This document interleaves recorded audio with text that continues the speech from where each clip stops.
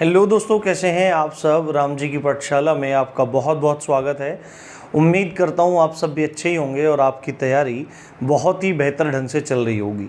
जैसा आप सबको पता है, हम लोग हिंदी साहित्य को बहुत क्रमवार तरीके से कवर करने का प्रयास कर रहे हैं और शायद ही पूरे YouTube पर आपको इस तरह का कवरेज मिलेगा। पूरी सीरीज़ मिलेगी, पूरी श्रेणी मिलेगी।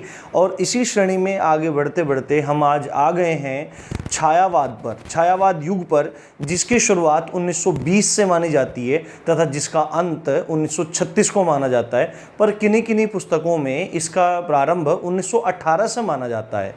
इसमें आज हम महत्वपूर्ण बातों को समझेंगे, देखेंगे और महत्वपूर्ण रचना एवं रचनाकारों को समझेंगे। तो चलिए शुरू करते हैं। तो जैसा मैंने आपको बता दिया है कि छायावाद जो युग है, आप एक बार इसका स्क्रीनशॉट ले लीजिए। छायावाद जो युग है उसकी शुरुआत 1920 से हुई और इसका अंत 1936 तक माना जाता है। पर आप मुझसे कहेंगे कि सर आप 1918 भी बताइए, तो 1918 भी मैं बता दे रहा हूँ। किन्हीं किन्हीं पुस्तकों में 1918 है, किन्हीं किन्हीं पुस्तकों में 1920 है, पर प्रामाणिक आप 1920 को ही लगाइए, ये ही ज़्यादातर सही माना जाता है। तो छायावाद के बारे में एक चीज़ है, आप सबको पता होगा कि हिंदी साहित्य का स्वर्ण युग या स्वर्ण काल किसको कहते हैं? भक्ति काल को कहते हैं। सबसे पहले आता है आदिकाल, उसके बाद आता है भक्ति काल, उसके बाद आता है रीतिकाल और उसके बाद आता है आधुनिक काल। तो इन चारों कालों में जो हिंदी साहित्य का स्वर्ण युग माना जाता है वो माना जाता है किसको? भक्ति काल को। परंतु यदि आपसे पूछा जाए कि आधुनिक काल का स्वर्ण युग किसको कहते हैं, आधुनिक काल का स्वर्ण युग किसको कहते हैं, तो आपको बोलना पड़ेगा आधुनिक काल का स्वर्ण युग कहते हैं छायावाद को। छायावाद को आधुनिक काल का स्वर्ण युग कहते हैं। या दूसरी तरह से प्रश्न बन सकता है कि खड़ी बोली का स्वर्ण युग किसको कहते हैं, तो आपको बोलना पड़ेगा छायावाद को खड़ी बोली का स्वर्ण युग कहते हैं। छायावाद को खड़ी बोली का स्वर्ण युग भी कहते हैं और छायावाद को आधुनिक काल का स्वर्ण युग भी कहते हैं। ये बात आपको ध्यान रखनी है। अब छायावाद को शुरू करने की परंपरा, मतलब शुरू करने का श्रेय किसको जाता है या इसका नामकरण करने का श्रेय किसको जाता है, तो हम अभी द्विवेदी युग के अंत में पढ़ के आए हैं मुकुटधर पांडे। मुकुटधर पांडे को छायावाद का जो शब्द है, जो छायावाद शब्द है, इसके प्रथम बार प्रयोग का श्रेय दिया जाता है कि मुकुटधर पांडे ने छायावाद जो शब्द है इसका प्रयोग किया। किसने? मुकुटधर पांडे ने। तथा मुकुटधर पांडे ने ही छायावाद को एक अन्य नाम रहस्यवाद से भी बुलाया। तो आपको पता होना चाहिए छायावाद शब्द का प्रयोग पहली बार किसने किया, तो छायावाद शब्द का प्रयोग करने वाले पहले जो रचनाकार थे वो मुकुटधर पांडे थे। तथा छायावाद को अन्य नाम रहस्यवाद से भी मुकुटधर पांडे ने ही बुलाया। अब एक बहुत ज़्यादा इंपॉर्टेंट, इसमें जो भी कुछ है, जितने भी मैंने आपको लेक्चर सीरीज पहले प्रोवाइड करवाई हैं वो बहुत ज़्यादा इंपॉर्टेंट है और आपको ग्रुप बी से लेके ग्रुप डी तक के एग्ज़ाम्स में इनमें से मोर देन सफिशिएंट चीज़ें मिल जाएंगी। ये मोर देन सफिशिएंट होंगी, आपको चिंता करने की बिल्कुल ज़रूरत नहीं है। फिर भी आपको पुस्तक अपने पास ज़रूर रखनी चाहिए, चाहे वो किसी भी पब्लिकेशन की हो। तो डॉक्टर नगेंद्र का एक स्टेटमेंट है, एक कथन है, वो हिंदी के प्रति, हिंदी में डॉक्टर नगेंद्र का नाम हिंदी साहित्य में एक जाना माना नाम है और आपको इनका नाम पता होना चाहिए, डॉक्टर नगेंद्र। तो डॉक्टर नगेंद्र ने छायावाद के बारे में क्या कहा कि छायावाद स्थूल के प्रति सूक्ष्म का विद्रोह है। स्थूल के प्रति सूक्ष्म का विद्रोह है। स्थूल का मतलब क्या होता है? I am sorry. स्थूल का मतलब क्या होता है कि जिस तरह मानिए आप भारी, स्थूल का मतलब क्या होता है? भारी या बाहरी, भारी या बाहरी, और सूक्ष्म का मतलब होता है आंतरिक यानी कि हल्का। तो इसमें आप ये मानिए, ये समझाने के लिए, पर यहाँ इसका सेंस नहीं निकल रहा है, तो डॉक्टर नगेंद्र ने छायावाद को स्थूल के प्रति सूक्ष्म का विद्रोह कहा। ये बहुत ज़्यादा इंपॉर्टेंट क्वेश्चन है, आपको ये याद रखना है। अब ये छायावाद मतलब अब तक समझ में नहीं आया था। अब तक समझ में आ रहा था कि आदिकाल था, उसका नाम वीरगाथा काल था, यानी कि उसमें वीर गाथाएँ लिखी गई राजाओं की, महाराजाओं की। उसके बाद भक्ति काल आया तो भक्ति काल में क्या लिखा गया, भक्ति काल में लिखा गया भक्ति साहित्य। उसके बाद रीति काल आया, रीति काल में क्या लिखा गया, रीति काल में श्रृंगार काव्य लिखा गया प्रमुखता से। उसके बाद आधुनिक काल आया तो इसको गद्य काल भी कहते हैं। गद्य काल में अब हमको चीज़ें मतलब पता लग रही थी। गद्य काल में सबसे पहले भारतेंदु युग आया, अच्छा भाई ये भारतेंदु जी के नाम से चला है तो उसमें ये सब परंपराएं आई। उसके बाद द्विवेदी युग आया, द्विवेदी युग में कि ये महावीर प्रसाद द्विवेदी जी के नाम से चला है तो ये इस तरह से आई। और उसके बाद अभी छायावाद, एकदम से नया सा नाम आ गया। अब छायावाद का क्या मतलब है, छायावाद का मतलब क्या है, तो देखो छायावाद यानी कि छायावाद, वाद का मतलब होता है कोई भी थ्योरी, ठीक है, छायावाद का मतलब कोई भी थ्योरी। तो छाया संबंधित थ्योरी, छाया मतलब शैडो होती है। देखो जिस तरह से कोई पेड़ जब पेड़ खड़ा रहता है, कोई पेड़ खड़ा रहता है और उस पेड़ के एक तरफ जब सूर्य नारायण आ जाते हैं, सूर्य भगवान आ जाते हैं, तो जब प्रकाश पड़ता है तो छाया कहीं और पड़ती है, ठीक है। एक्चुअली में पेड़ कहीं और है, छाया कहीं पे और पड़ रही है। इससे क्या अर्थ निकलता है कि छायावाद में ज़्यादातर कविताएं या ज़्यादातर रचनाएं इस तरह से लिखी गई जो कहीं तो कुछ और जा रही थी, पर उनका जो प्रभाव था, उनका जो अर्थ था, वो छाया के समान कहीं और पड़ रहा था। यानी कि बात कुछ कही जा रही है, उसका अर्थ कुछ निकल रहा है, उसका अर्थ कहीं और जाकर गिर रहा है। यहाँ पे देखो कि कविता के भाव कहीं और जा रहे हैं, कविता के भाव कहीं और जा रहे हैं, ये बात आपको ध्यान रखनी है। छायावाद का मतलब है, देखो जिस प्रकार एक पेड़ की छाया सूर्य के प्रकाश के कारण कहीं और जाके गिरती है, दोपहर में यहाँ पे रहती है, अगर सुबह होगी तो सूर्य यहाँ होंगे तो यहाँ आ जाएगी। तो कविता के भाव जब कहीं और जाके गिर रहे हैं, तो ऐसी जो रचनाएं लिखी गई, जिस टाइम पीरियड में वो रचनाएं लिखी गई, उसको छायावाद माना गया। उम्मीद करता हूँ आपको चीज समझ में आ गई होंगी। अब छायावाद में ऐसे तो बहुत सारे कवि हैं, देखो यहाँ पे लिखा है प्रसाद हैं, निराला हैं, पंत हैं, महादेव वर्मा हैं, और माखनलाल चतुर्वेदी हैं, सुभद्रा कुमारी चौहान है, हरिवंश राय बच्चन है। अब ये इतने सारे नाम हैं, परंतु 4 कवि प्रमुख माने गए हैं और यहाँ से क्वेश्चन आपका बन सकता है, बहुत इंपॉर्टेंट है। छायावाद के कवि चतुष्टय यानी कि 4 कवियों की जो जोड़ी है, मेन जोड़ी जो 4 कवियों की, वो कौन कौन सी है, तो आपको याद रखना है प्रसाद, निराला, पंत और महादेव वर्मा। प्रसाद से मतलब क्या है, ये 4 प्रमुख कवि हैं। आपसे पूछा जा सकता है, किसी इन 3 का नाम दे देगा और किसी चौथे अलग से नाम दे देगा कहीं से भी कि कौन सा छायावाद के कवि चतुष्टय में से एक नहीं है, या इन 3 में से, इन 4 में से किसी का एक नाम दे देगा, 3 अन्य नाम दे देगा और पूछ लेगा कि इनमें कौन सा छायावाद का चतुष्टय कवि में से कोई एक है। तो आपको बताना पड़ेगा। प्रसाद से मतलब है जयशंकर प्रसाद, निराला से मतलब है सूर्यकांत त्रिपाठी निराला, पंत से मतलब है सुमित्रा नंदन पंत, और महादेवी वर्मा से आप समझ ही रहे होंगे, महादेवी वर्मा है। तो छायावाद के कवि चतुष्टय हैं प्रसाद, निराला, पंत और महादेवी वर्मा। अब हम रचना और रचनाकारों पे चले जाते हैं और इसको समझने का प्रयास करते हैं। जो जो रचनाएं मैं आपको बता रहा हूं वो बहुत ज़्यादा इंपॉर्टेंट है। ऐसे रचनाएं आपको बहुत सारी मिलेंगी, पर आपको इन्हीं रचनाओं पर ज़्यादा फोकस करना है। तो जयशंकर प्रसाद की रचनाओं पर चलते हैं, और जयशंकर प्रसाद की जो सबसे पहली रचना है झरना, जयशंकर प्रसाद की सबसे पहली रचना तो नहीं कहा जाएगा, सबसे पहली छायावादी रचना है, सबसे पहली छायावादी, क्योंकि सबसे पहली रचना मानी जाती है जयशंकर प्रसाद की उर्वशी, जो 1909 में लिखी गई है। पर अभी हम क्या समय मान रहे हैं, अभी हम समय मान रहे हैं यहाँ पे 1920 से और 1936 का। तो उर्वशी तो है, उर्वशी जयशंकर प्रसाद की पहली रचना है, ये आपको अलग से याद रखना है। पर छायावादी रचना की जब बात आएगी तो जयशंकर प्रसाद की जो रचना है झरना, वो छायावाद की प्रथम रचना मानी जाती है, वो छायावाद की प्रथम रचना मानी जाती है। परंतु किसी किसी पुस्तक में सुमित्रा नंदन पंत की उच्छ्वास को भी माना गया है कि उच्छ्वास छायावाद की प्रथम रचना है। पर आपको उधर ज़्यादा ध्यान नहीं देना है। अगर दोनों ऑप्शन आ जाएंगे तो आपको झरना लगाना है, और कोई सिंगल ऑप्शन आ जाएगा, झरना आ जाएगा या उच्छ्वास आ जाएगा, झरना आ जाएगा तो झरना, उच्छ्वास आ जाएगा तो उच्छ्वास, परंतु ज्यादा प्रामाणिक झरना ही है। और झरना को जो जयशंकर प्रसाद की रचना है, इसको छायावाद की प्रथम रचना माना जाता है, और छायावाद की प्रथम प्रयोगशाला भी इसे ही कहा जाता है। प्रथम प्रयोगशाला मतलब कि पहली बार जहां पे छायावाद देखने को मिला। छायावाद का मतलब मैं आपको बता चुका हूं, अर्थ मैं आपको बता चुका हूं, ठीक है। तो झरना छायावाद की प्रथम रचना मानी जाती है, तथा ज़्यादा छायावाद की प्रथम प्रयोगशाला मानी जाती है। उसके बाद आंसू, झरना आंसू, झरना आपने पढ़ लिया। उसके बाद आंसू, आंसू क्या, आंसू भी किसकी है? जयशंकर प्रसाद की है और हिंदी का मेघदूत कहा जाता है। आंसू को हिंदी का मेघदूत कहा जाता है। जिस तरह आपने पता होगा संस्कृत में महाकवि कालिदास ने, जिनको भारत का शेक्सपियर कहते हैं, उन्होंने मेघदूतम नामक एक रचना लिखी, बहुत फेमस है। उसी तरह से एक उससे मिलती जुलती रचना, उसी से मिलती जुलती रचना है जो आंसू है, उसको हिंदी का मेघदूत कहते हैं। ये आपको ध्यान रखना है। उसके बाद लहर, ये आपको ध्यान रखना है। और उसके बाद कामायनी, कामायनी बहुत फेमस रचना है, बहुत फेमस रचना है।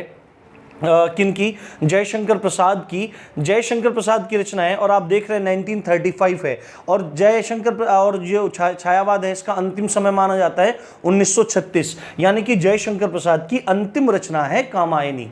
तो और कामायनी सबसे ज़्यादा सर्वाधिक प्रसिद्ध रचना है जयशंकर प्रसाद की कामायनी। और कामायनी के बारे में क्या बात कही जाती है? कामायनी को छायावाद का उपनिषद कहते हैं। कामायनी को छायावाद का उपनिषद कहते हैं। उपनिषद का मतलब क्या होता है?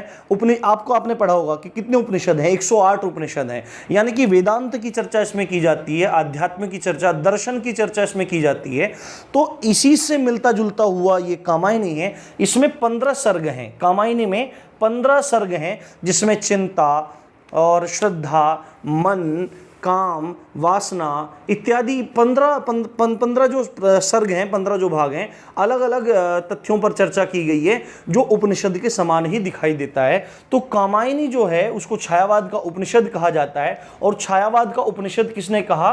शांति प्रिय द्विवेदी ने। शांति प्रिय द्विवेदी ने जयशंकर प्रसाद की रचना कामायनी को छायावाद का उपनिषद कहा। कामायनी के प्रमुख पात्रों को भी कई बार पूछ लेता है। कामायनी के प्रमुख पात्र हैं मनु, श्रद्धा, इड़ा और कुमार। मनु, श्रद्धा, इड़ा और कुमार ये कोई व्यक्ति नहीं है, ये कोई व्यक्ति नहीं है। मनु के नाम से जयशंकर प्रसाद जी ने मन को दर्शाया है, श्रद्धा के नाम से हृदय को दर्शाया है, इड़ा के नाम से बुद्धि को दर्शाया है और कुमार के नाम से मानव को दर्शाया है, मनुष्य को दर्शाया है। किन्होंने? जयशंकर प्रसाद ने। ये बात आपको ध्यान रखनी है। उर्वशी इनकी एक अन्य रचना है। और अब जागो जीवन के प्रभात, ये भी एक इनकी प्रमुख कविता है जो आपको याद रखनी है। तो जयशंकर प्रसाद की झरना, आंसू, लहर, कामायनी और उसके बाद उर्वशी और अब जागो जीवन के प्रभात, ये 5-6 प्रमुख रचनाएं आपको याद रख लेनी है। एग्जाम पॉइंट ऑफ व्यू से बहुत ज़्यादा इंपॉर्टेंट है। उसके बाद सीधे चले जाते हैं सूर्यकांत त्रिपाठी निराला पे। और सूर्यकांत त्रिपाठी निराला को विद्रोह का कवि माना जाता है। अब तक जो भी रचनाएं हो रही थी हिंदी साहित्य में, शुरू से लेकर अब तक जो भी रचनाएं हो रही थी, वो किसी न किसी परिपाटी को फॉलो कर रही थी, उन्हीं का अनुगमन कर रही थी, उन्हीं का अनुसरण कर रही थी और किसी न किसी तरीके से लिखी गई थी, छंदों में, अलंकारों में, इस तरह से करके लिखी गई थी। परंतु सूर्यकांत त्रिपाठी निराला ने उस रीति को, उस रूढ़ी को ही पलट के रख दिया। उन्होंने कुछ भी नहीं माना। ये चीज़ हमको देखने को थोड़ी थोड़ी मिली कहाँ पे? रीतिकाल में मिली। रीतिकाल में 3 प्रकार के कवि हुए, रीति सिद्ध हुए, रीतिबद्ध हुए और रीति मुक्त हुए। जो रीति मुक्त कवि थे उन लोगों ने स्वच्छंदता से रचनाएं की। उन्होंने किसी भी चीज़ को आधार नहीं माना, न लक्षण ग्रंथों को आधार माना, न किसी अन्य चीज़ को आधार माना, अपने मन से रचनाएं की। परंतु हिंदी साहित्य में जो सबसे जबरदस्त स्वच्छंदतावादी कवि निकल के आया वो कवि था सूर्यकांत त्रिपाठी निराला। सूर्यकांत त्रिपाठी निराला को इसीलिए विद्रोह का कवि माना जाता है और उनको मुक्त छंद के प्रवर्तक भी माना जाता है। इनको मुक्त छंद के प्रवर्तक भी माना जाता है, यानी कि कोई भी छंद नहीं, ना दोहे में लिखी, ना चौपाई में लिखी, ना कुंडलिया में लिखी, ना रोला में लिखी, किसी छंद में नहीं लिखी। अपने हिसाब से इन्होंने चीज़ों को लिखा, इसलिए इनको विद्रोह कवि माना जाता है, मुक्त छंद के कवि माना जाता है। सूर्यकांत त्रिपाठी निराला की कुछ रचनाएं हैं जो आपको याद रखना जरूरी है, जिसमें अनामिका बहुत प्रसिद्ध है। अनामिका तुलसीदास कवि हुए हैं जिन्होंने रामचरितमानस के साथ अन्य 11 रचनाओं को लिखा है, जिसमें विनय पत्रिका, कवितावली, गीतावली, दोहावली, जानकी मंगल, पार्वती मंगल, रामलला न अछू बरवे, रामायण, वैराग्य संदीपनी आदि रचनाएं हैं। ये आपको याद रखनी है। उसके साथ ही तुलसीदास टॉपिक है, तुलसीदास नामक रचना किसने लिखी है? तो सूर्यकांत त्रिपाठी निराला ने लिखी है। कुकुरमुत्ता किसने लिखी है? सूर्यकांत त्रिपाठी निराला ने लिखी है। कुकुरमुत्ता आपने देखा होगा कि जब गाँव में कुछ जैसे गोबर की ढेरी लगी होती है, उस पर एक छोटे छोटे सांप की छतरी टाइप निकल आते हैं, आपने देखा होगा, तो उन्हें बोला जाता है कुकुरमुत्ता। तो अनामिका, तुलसीदास, कुकुरमुत्ता, नए पत्ते, गीत गूंज, भिक्षुक, जूही की कली और राम की शक्ति पूजा, ये सब बहुत इंपॉर्टेंट हैं, आपको याद रखनी है, बार बार रिवाइज करते रहेंगे तो ये अच्छे से आपको क्लियर हो जाएंगे। उसके बाद आगे चलते हैं सुमित्रा नंदन पंत पर। और सुमित्रा नंदन पंत को प्रकृति का सुकुमार कवि कहा जाता है। प्रकृति का सुकुमार कवि कौन का कहे जाते हैं? सुमित्रा नंदन पंत कहे जाते हैं। और सुमित्रा नंदन पंत वास्तविकता में महर्षि अरविंदो के दर्शन को फॉलो करने वाले थे, उनका अनुगमन करने वाले थे। अब सुमित्रा नंदन पंत की जो रचना है पल्लव, पल्लव किसको बोलते हैं? पल्लव बोलते हैं पत्तों को। पल्लव को छायावाद का घोषणा पत्र कहते हैं। पल्लव को छायावाद का घोषणा पत्र कहा जाता है। उसके बाद गुंजन, युवान, युगवाणी, ग्राम्य, कला और बूढ़ा चांद, बहुत इंपॉर्टेंट रचना है। कला और बूढ़ा चांद, लोकायतन और चिदंबरा। पल्लव, गुंजन, युवान, युगवाणी, ग्राम्य, कला और बूढ़ा चांद, लोकायतन और चिदंबरा, ये सुमित्रा नंदन पंत की प्रमुख रचनाएं हैं। और चिदंबरा पर सुमित्रा नंदन पंत को ज्ञानपीठ पुरस्कार भी दिया गया था। इसके बारे में, ये जो ज्ञानपीठ पुरस्कार हैं, इनकी वीडियो में एक अलग से बनाऊंगा, उसमें आप देख पाएंगे ये इन सब चीज़ों को। अब आगे चलते हैं। अब चलते हैं महादेवी वर्मा पे। महादेवी वर्मा को आधुनिक युग की मीरा कही जाती है। आपने एक कहानी पढ़ी होगी इनकी, गिल्लू, आपने 10वीं 9वीं या 10वीं में आई थिंक वो आती है, तो गिल्लू आपने पढ़ी होगी महादेवी वर्मा की। और महादेवी वर्मा को आधुनिक युग की मीरा कहा जाता है। इनकी रचनाएं हैं निहार, यामा, सांध्यगीत, दीपशिखा, नीरजा और रश्मि।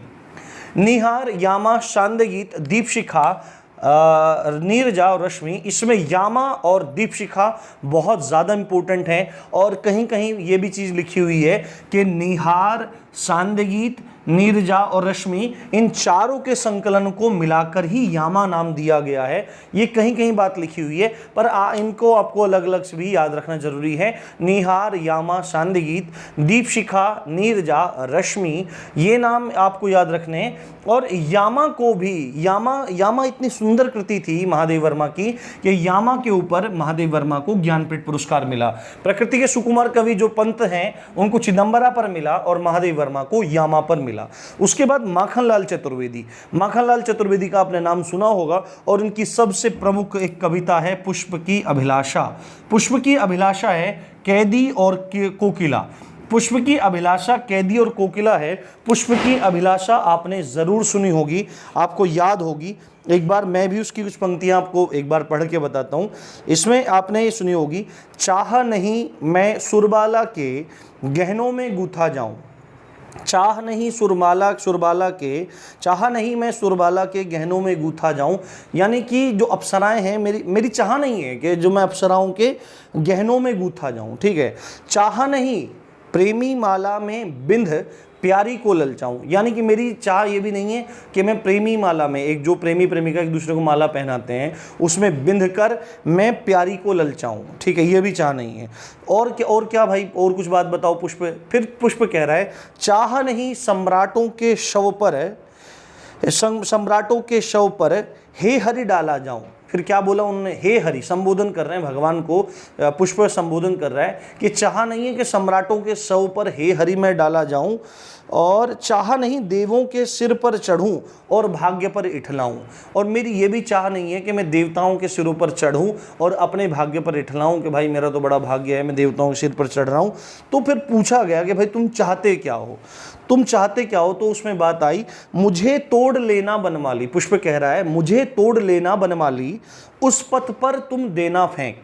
उस पथ पर तुम देना फेंक, मुझे तोड़ लेना बनमाली, यानी माली को कह रहा है पुष्प कि हे माली, मुझे तोड़ लेना और उस पथ पर फेंक देना, मातृभूमि पर शीश चढ़ाने।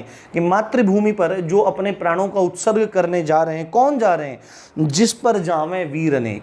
कि मुझे तोड़ लेना बनमाली, उस पथ पर तुम देना फेंक, मातृभूमि पर शीश चढ़ाने, जिस पर जाएं वीर अनेक, ऐसे पथ पर मुझे फेंक देना। ये पुष्प की अभिलाषा एक बहुत सुंदर रचना है माखनलाल चतुर्वेदी की, आपने सुन ली है, मैंने आपको सुना दी है। तो पुष्प की अभिलाषा है कैदी और कोकिला, माखनलाल चतुर्वेदी की है। और उसके बाद सुभद्रा कुमारी चौहान ने एक रचना लिखी है, वो झांसी वाली रानी थी। आपने सुना होगा, खूब लड़ी मर्दानी वो तो झांसी वाली रानी थी। ये सुभद्रा कुमारी चौहान की रचना है। साथ में त्रिधारा, मुकुल, जलियांवाला बाग, ये सुभद्रा कुमारी चौहान की ही रचनाएं हैं। उसके बाद हम देखते हैं उसके बाद अभी हम देखते हैं जो हमारे अमिताभ बच्चन जी के पिताजी हैं हरिवंश राय बच्चन जी, उन जिनको हालावाद का जनक माना जाता है, उनकी प्रमुख रचनाओं को। तो जैसा मैं आपको बता रहा था कि हरिवंश राय बच्चन को हालावाद के प्रवर्तक माना जाता है। आपको याद रखना है हालावाद के प्रवर्तक कौन है, हरिवंश राय बच्चन। इनकी मधुशाला बहुत फेमस रचना है, मधुशाला, उसी से मिलती जुलती मधुबाला और मधुकलश, ये तीनों आपको याद रखनी है। मधुशाला, मधुबाला, मधुकलश। हलाहल याद रखनी है। हलाहल आपने सुना होगा, विष का नाम है। जब समुद्र मंथन हुआ तो पहला जो रत्न निकला था वो विष ही था। उसके बाद एकांत संगीत और बंगाल का अकाल, ये प्रमुख रचनाएं आपको हरिवंश राय बच्चन, जो अमिताभ बच्चन जी के पिताजी हैं, उनकी याद रखनी है और इनको हालावाद का प्रवर्तक माना जाता है। कुछ प्रमुख पंक्तियां तो ऐसी इसमें नहीं हैं जो परीक्षा उपयोगी हैं, परंतु अगर कुछ ऐसी एक दो पंक्तियां आएंगी आगे तो मैं प्रैक्टिस सेशन में उनको करा दूंगा। इतने तक आप अच्छे से पढ़ते रहिए। उम्मीद है आपको वीडियो पसंद आई होगी, तो इसलिए मैक्सिमम शेयर कीजिए, चैनल को सब्सक्राइब करना मत भूलिए। आप देख रहे थे राम जी की पाठशाला, मैं हूँ राम भारद्वाज। जय हिंद, जय भारत।